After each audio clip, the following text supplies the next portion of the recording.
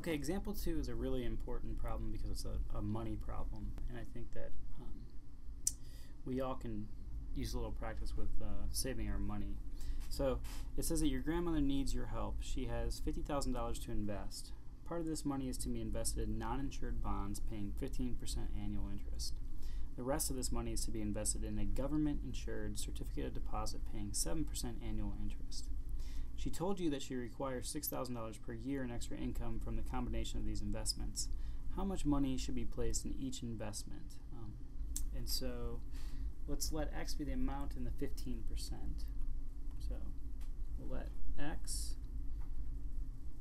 be the amount of money invested in the 15% fund.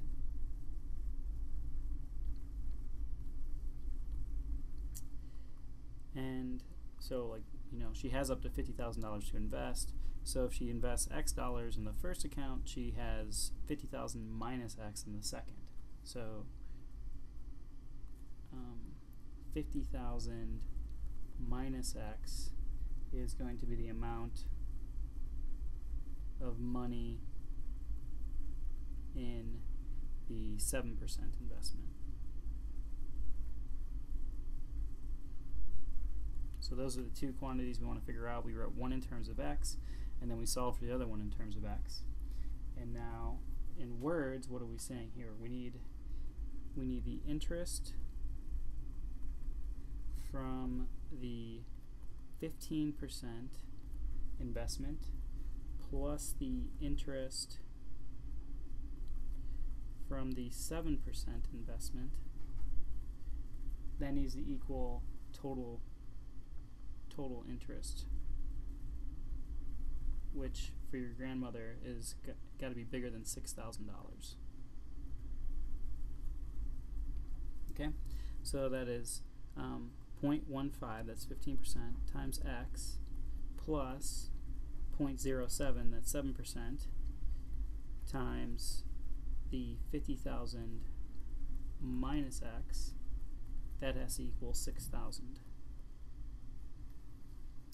Okay, and so there's an equation, a linear equation, and now we're going to solve it to figure out how much your grandmother should invest.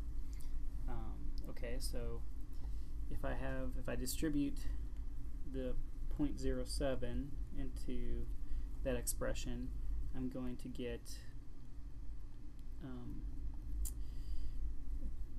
let's see, 0.07 times 50,000 is 3,500, and then 0.07 times X will give me 0.07X. And now I can combine like terms. So I have 0.15X and minus 0.07X. That gives me 0.08X. So 0.08X plus 3,500 is equal to 6,000. And then I should subtract off 3,500 from both sides. And that'll give me that 0.08X is equal to 2,500, and so X is going to be 2,500 times 0.08, or times divided by 0.08, which is 31,250. So that's how much we should invest in the 15% account. And then you solve for the other value if you get,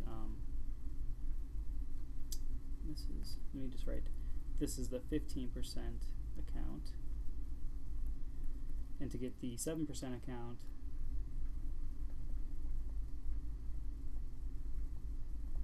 we need to take 50,000 minus that number. And you should get 18,750. So that's how much should be invested in the 7% account. Okay? So the question, remember, was to find how much money should be placed in each investment, and what we found is that we should be putting in 31,250 into that 15% account, and then 18,750, the remaining amount, should go into the 7%. So that's our final answer.